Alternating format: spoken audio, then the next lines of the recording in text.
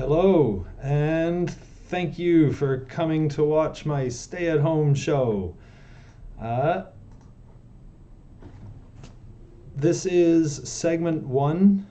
I'm going to be doing 3 segments. Well, first, what is this show? The stay-at-home show is a show I'm doing for you to help to keep you informed of what's going on in our region and to also to keep you comfortable with English so that you're continuing to practice your English, and to keep you from going stir crazy or shackwacky or from getting cabin fever, which all of this is to say to keep you in good spirits while we're spending a lot of time indoors. Uh, so this show is a work in progress, and I hope to improve on a number of things as I do more episodes of it and as I get more comfortable with it. Tonight's show is going to be in 3 segments. I'm going to try to limit the show to 20 minutes. Each segment, I'll try to limit each segment to 20 minutes, and I'm going to have a 10 or 20-minute break in between each segment. And any links for things I talk about, you'll be able to find down in the description. So yes, that's about the show. So YMCA staff are pretty awesome, and they're working hard every day for our newcomers, not just for the Link students, but for all newcomers. And they're in conversation with groups all around the province and with Y Canada to help any and all newcomers, to help us all get through this. If there's anything that you need or you have questions about, you can reach out to me or to any Y staff that you know how you can contact them. So, part one, segment one is all about our current status. And I'm going to take a look at a couple websites with you. The very first one, we're going to talk about Canada's status and Canada's actions in this and some safety guides. So we're going to take a look at, and I do apologize, there's a technology thing wherein this is going to be weird for a moment. Zboom! Into infinity. I'll figure out how to solve that eventually. Here we are. So this is the Government of Canada's website. I would like to be able to view the full URL. How can I do this? There we go. That's as full as we can get it. I want it to be, can I move it this way? Nope. Links are in the description. I didn't need to do that at all. So this is the Government of Canada's official page with regular updates about COVID-19. This includes the current situation in Canada, and I'm just going to quick zip to the bottom here to see if, there we go, date modified March 23rd, so its last update was yesterday. So on this page, just about the updates, you can find information about what's happening in each province. And if we take a look for our province, currently the number of confirmed cases is 8, confirmed cases 9, probable cases 8. No deaths yet. So we're doing good, and we're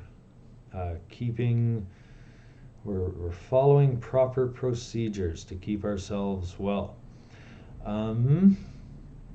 What do we have here? Global updates, which will be of interest to anybody.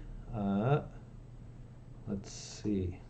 Let's go here and let's see how their information, this doesn't appear to be clickable. Maybe I misunderstood something here.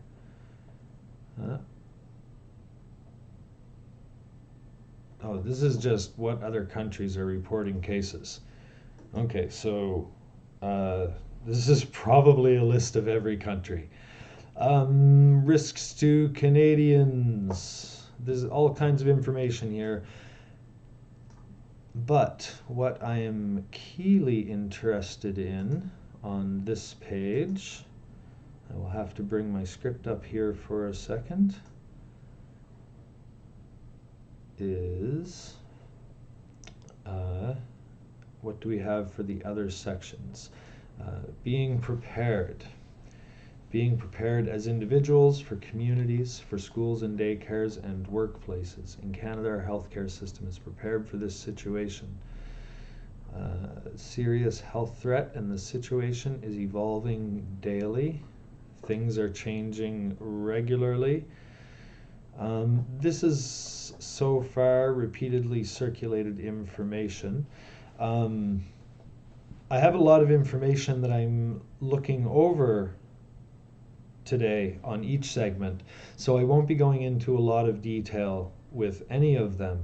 But if anybody has any questions at any time about anything that we've talked about or about anything else, you can ask in the comments, or you can contact me by other ways that you know how to contact me.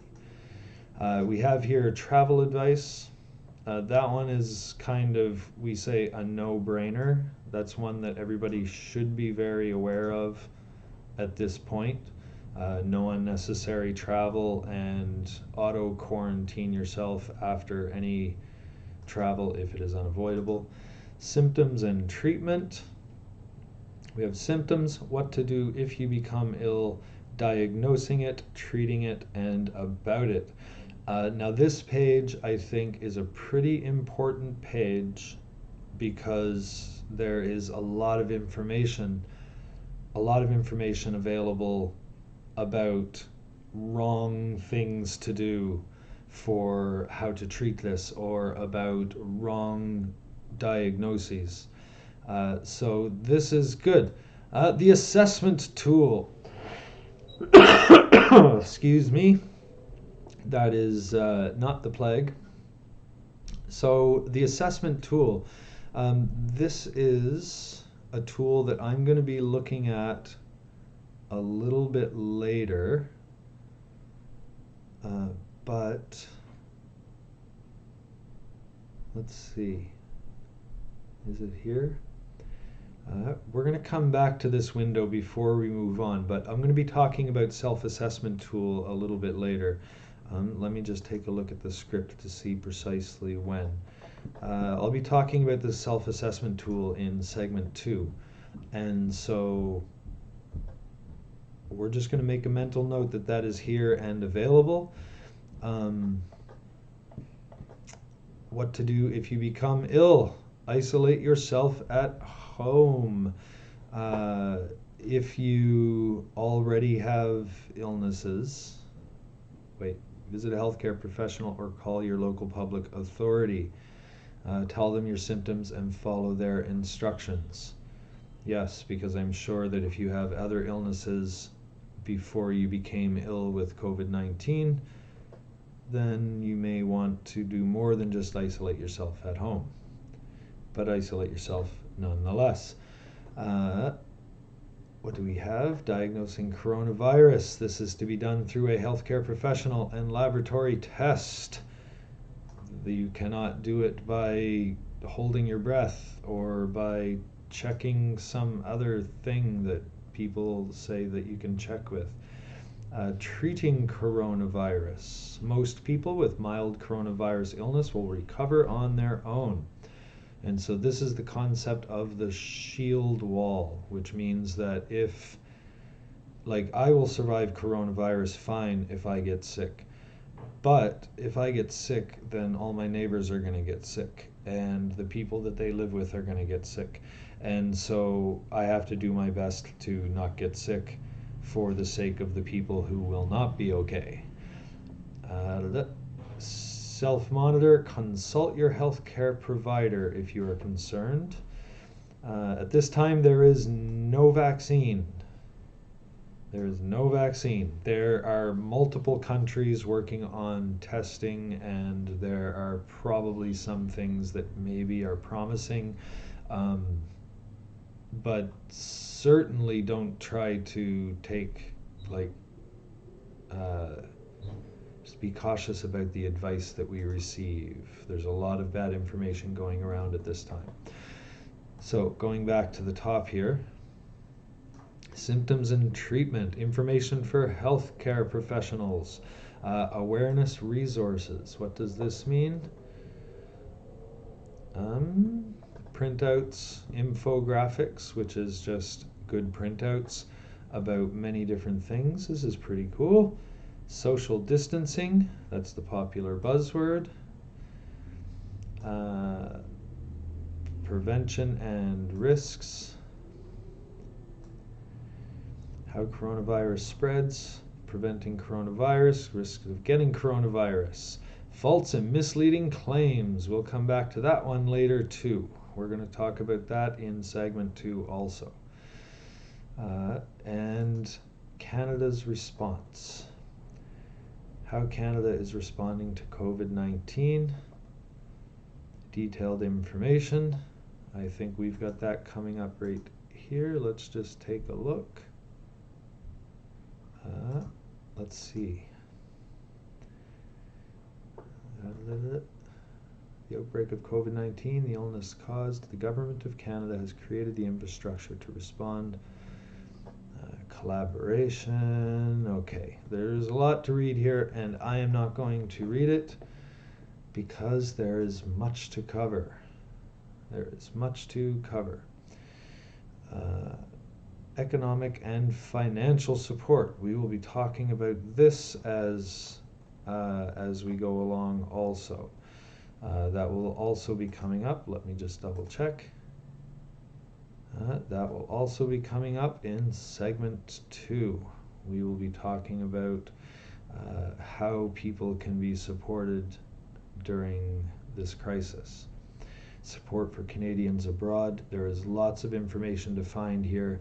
And again, if there's any kind of questions about, let's go back to Infinity View and hello, ladies and gentlemen. If there is any kind of questions about anything that we've talked about, anything that we have not talked about, if there's any kind of question at all, then please do ask. Now we're going to move on here to some information about the city of St. John. So let's see here. We'll go back into Infinity View.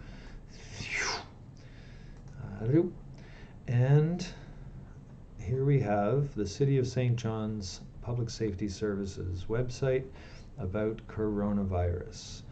City facility closures and service impacts. What is open, what is not. This was updated today. This was updated this morning at 11 o'clock. Province of New Brunswick declares a state of emergency. I'm going to move pretty quickly through this, I think. I'm going to try to, because I would like to talk about the state of emergency also. Let's see, we have information about that, information about protecting yourself, of course. Community Assessment Center. Horizon Health Network has established assessment centers. If you need in-person assessment, 811 will refer you to a center. So you can call 811, let them know that you are displaying mild or moderate symptoms, and they will tell you where to go to a center. These aren't the walk-in clinics, they're special assessment centers that have been set up specifically for this. If you have severe symptoms, call 911 or call ahead to the local emergency department so that they can prepare. Closures and service impacts. This is what I wanted to look at here. So we have city buildings and facilities are closed to the public. Market Square, effective what was that, Saturday, Market Square was closed to the public. City council meetings, that's a bit much to read right now, but this is interesting. The public and media can watch open sessions live on their YouTube channel. Bazinga! YouTube channel link to city council meetings if you are interested in this. Agenda items will be posted to the website. Excuse me. Public hearings have been postponed. St. John Transit. St. John Transit passengers are asked to use the rear of the bus for boarding and exiting. This is Tuesday, so anybody who needs to ride the bus regularly, I'm sure, has already learned this. The front door is, of course, accessible for people who require the ramp. Anybody with mobility issues. All fares for transit services have been temporarily suspended to reduce direct contact. That's good. So the people who absolutely need to use the bus, i.e. people who cannot social distance, they get a little bit of a relief. St. John Transit will rope off some, they will cordon off, let's highlight that. Excuse me.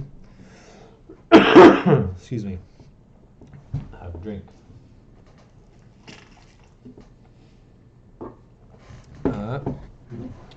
So St. John Transit will cordon off some seats on the buses and limit seating to 10 passengers at a time. Note the word cord is similar to rope. So to cordon off the seats, they're putting ropes over the seats so nobody can sit in them. Solid waste, the city continues to offer side garbage and compost collection.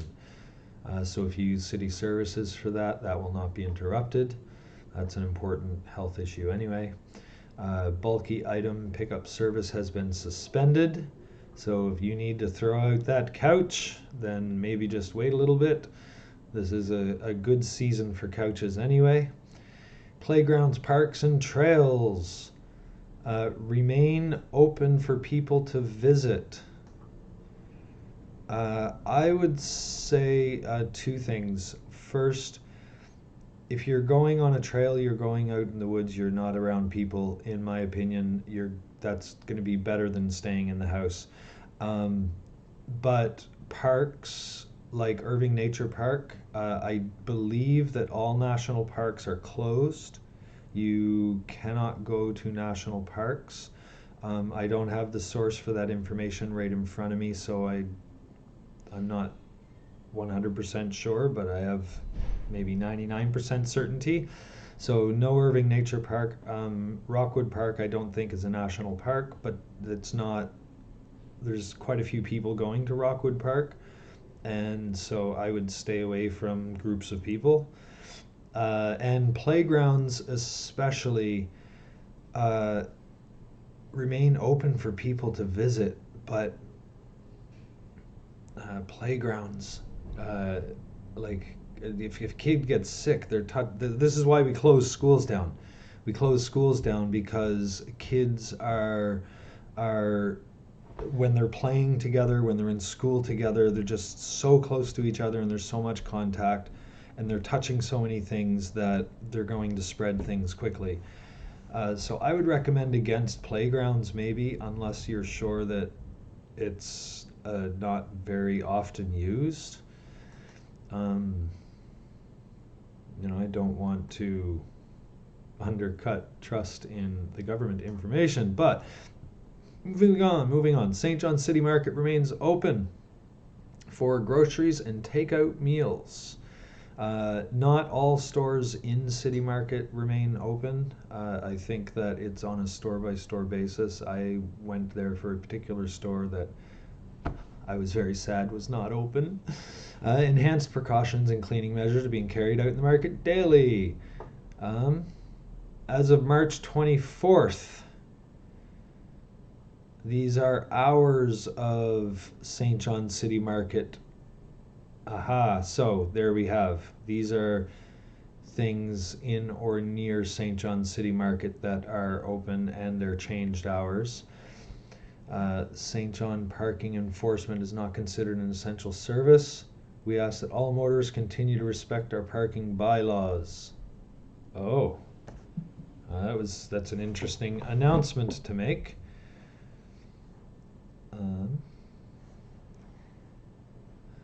That's an interesting announcement to make. All city-operated arenas, including Charles Gorman, Hilton Bellier, etc., are closed for the season. TD Station has suspended all ice rentals. That's what used to be called Harbor Station. The Aquatic Center is closed. City-funded community centers are all closed. Neighborhood resource centers. All city-funded neighborhood resource centers are closed. Teen Resource Center closed. St. John Energy has closed their offices. Will use technology to stay connected with their customers. Very good. So there are a few things still open. Let's bring back our script and let's shunk. There we go. So that was St. John. Oh, let's go back here. Or, well, maybe we'll go back here. Let me just take a look to see if, yeah, we're going to take a look at this. Back to Infinity View and back to here. So at the top of the page, under coronavirus, under coronavirus, we have city facility closures, service impacts. Let's just see if this is taking us further down the page or if it's a whole, oh, it's taking us further down the page. Okay, yeah, so these are links to the information we just went through. On the left are other links that are not the coronavirus issue, but there's the coronavirus on this thing. Helpful links on the left: New Brunswick coronavirus website, how and when to self-monitor, the self-assessment tool. We have seen that again. We'll be coming back to that shortly. Mental health and coping during COVID-19. So this is a pretty important one too, and this is related to what I said at the beginning: cabin fever, shackwacky, stir crazy. Being indoors all the time is okay for some people, but it is not okay for everybody. And so some people need ways of kind of dealing with it. Public Health Agency of Canada outbreak updates. We've already looked at that. City of St. John online services and payment options. And Government of Canada economic and financial support. We will be talking about that a little bit in segment 2 also. So back to Infinity View and back to hello, ladies and gentlemen. And we're running over the 20-minute mark. We're at 25 minutes now, and perhaps we will do segment 2. State of emergency. We're going to talk about New Brunswick's state of emergency. Yeah, we'll look at this. So let me see here. Let's go back. New Brunswick has declared a state of emergency in response to COVID-19. We are going down here quickly to look at, they don't have a bullet list. That's too bad. So this state of emergency for the province of New Brunswick. First, a state of emergency, if you don't know, is a legal statement. When we make a declaration of emergency or declare state of emergency, this is a legal statement that means the region that is declaring the emergency officially needs outside support. And it also grants different kinds of powers and allows authorities to do different things in response to the virus, or in response to whatever the reason is that has prompted a declaration of emergency. So let's take a look. We're skipping over some of this. Retail operations must close with some exceptions, such as grocery stores, retailers of fuels, repair garages, post office, financial and lending institutions, convenience stores, hardware and auto parts, animal fish food providers, pharmacies, gas stations, NB Liquor, and Cannabis NB. So these are exceptions to the order to close retail operations. All businesses required to stop admitting patrons are permitted to sell online or over the phone and to arrange delivery or pickup of purchases. So if you have a business that must close because you are not one of these, you can still sell things online or via the phone and arrange pickups. All food and beverage businesses will be reduced to takeout and delivery only. All bars must close. Some food and beverage businesses are closing anyway. Broke my heart this morning. Tim Hortons across the street from me has closed, so maybe I won't be drinking as much Tim Hortons anymore. All food and beverage businesses reduced to takeout and delivery only. All bars closed. Barbershops, hairdressers, and salons closed. This one's kind of obvious. This was one of the first. Public schools, universities, colleges, private schools closed. Plumbers and electricians are exempted. This means that they are an exception. They are given an exception as long as they haven't been outside Canada.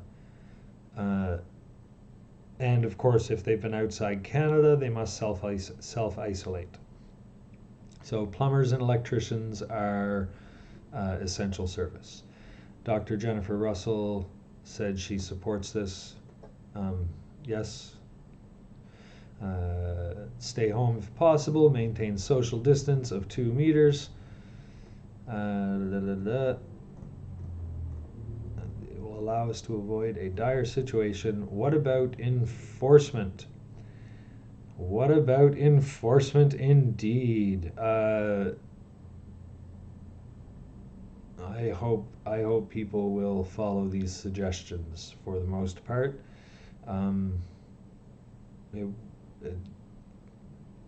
If they have to be enforced, it could become difficult. Declaration of state of emergency does provide authorities with the power to put somebody in jail for disobeying these rules. But this is also the declaration of emergency. This is an important kind of, the idea that somebody can go to jail for disobeying curfew rules. Curfew means you have to be in your house at a certain time, or not being allowed to go in certain places. The idea of going to jail for disobeying rules like this, not gathering in groups, for example, is something that a lot of Canadians and Americans feel a really strong sense of resistance to. But in a declaration of emergency, in a situation like this, I feel and hope that the majority of people are thinking about the good of the majority of people. And I think that that is the case. So the declaration does provide authorities with such powers, but the declaration is tied to this emergency. And when this ceases to be an emergency, the declaration also takes away those same powers. So listen to your doctor. That's the important thing. Listen to your doctor, and your doctor says wash your hands and don't gather in groups of big people, like 10 I feel like 10 is a lot of people. Uh, I don't think I've ever gathered in a group of 10 people except when I was teaching class, or like maybe in a restaurant where there's 9 other people sitting right around me. Um, but no parties, no dinner parties. Owners and managers of all workplaces have been ordered to ensure minimal interaction of people. Hotels can stay open if they prevent gatherings of more than 10 people. Um, the right of landlords to evict tenants or kick tenants out for not paying rent has been suspended. So landlords are not allowed to kick people out of their home until at least May 31st. Now, having said that, this doesn't mean that people don't need to pay rent. Everybody needs to pay rent. The landlord has bills to pay too. So everybody needs to pay rent.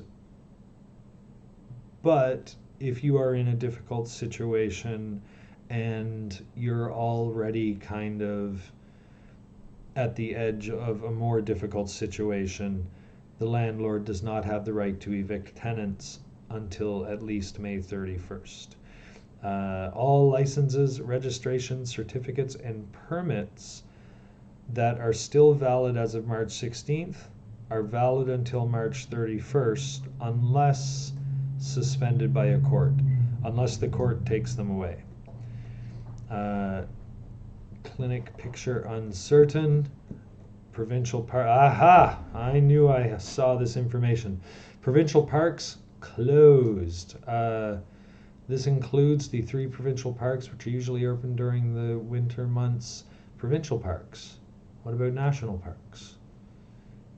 And for that matter, I'm not even sure now if Irving Nature Park is a national park. I think it is. Why St. John Transit is offering free fare. Air Canada suspends flights. What to do if you have symptoms. So, a useful page indeed. This is a CBC article. COVID Roundup, the summary of the situation. So, back to infinity mode, back to picture mode, and now we've already been going for 35 minutes, so we're going to take a break here. But the next section, let me bring this up. I had an interesting question here that I'll talk about before I get off, before I end this segment.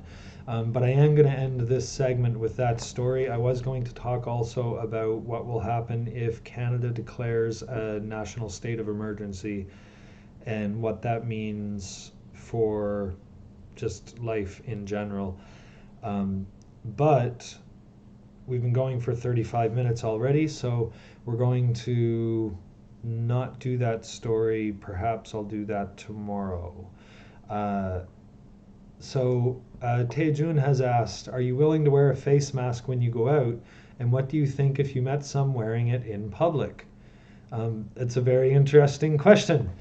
Well, when I lived in South Korea, I traveled on a highway for an hour. My commute was an hour on a bike on a highway every day. And so I wore one of these face masks all the time at that time. And I also became very familiar with and very comfortable with seeing Koreans wearing face masks when there's particular seasons where there's a lot of dust pollution. And so Koreans will often wear these face masks just when they're out walking on the street. And so I got quite used to that, and I used to do that sometimes myself.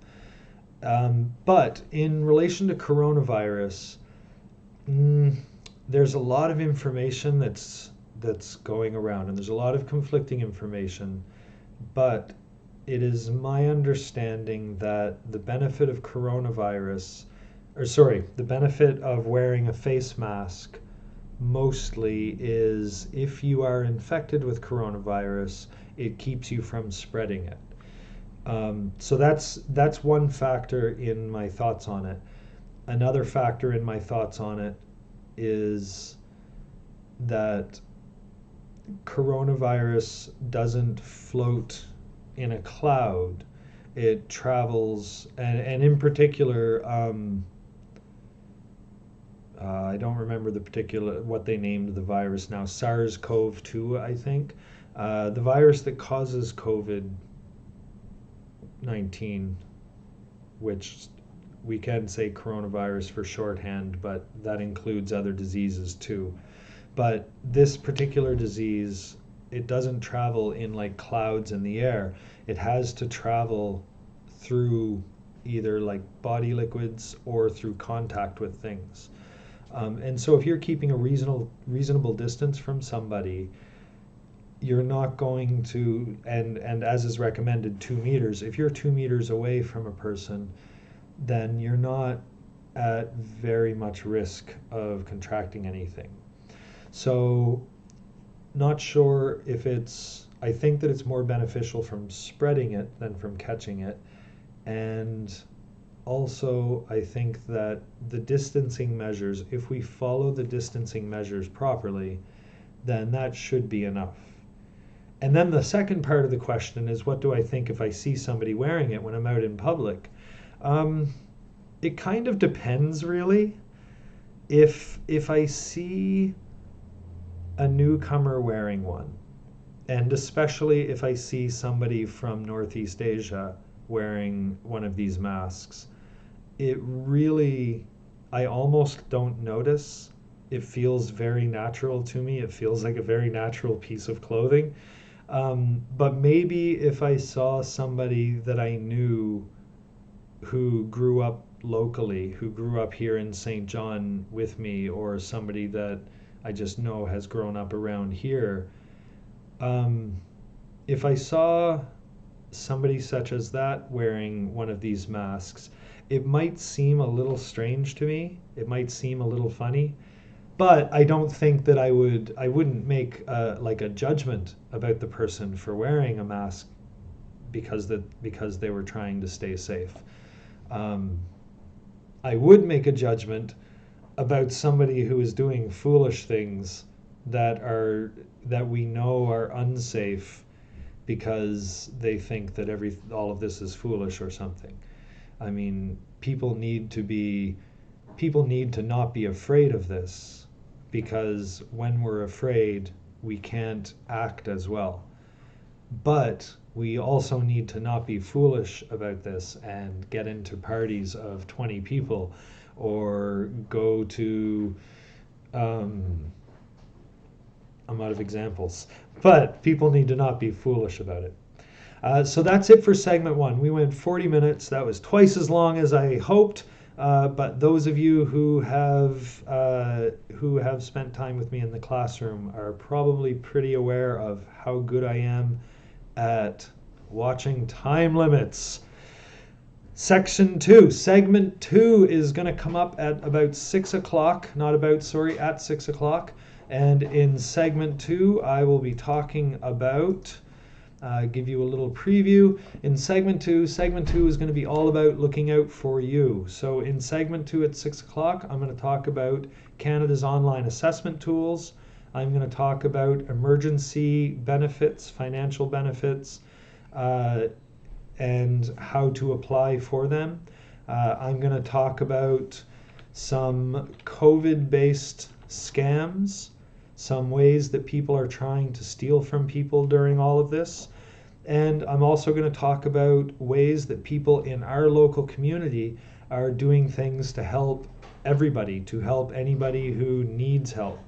We just saw a list of a ton of things that needs to close down because they're not considered essential service. When we get to segment 2, we're going to see a list of a ton of things that are here and available for people who need some kind of help. So thank you very much for tuning in, and join me again in 20 minutes at 6 o'clock for segment 2. William out.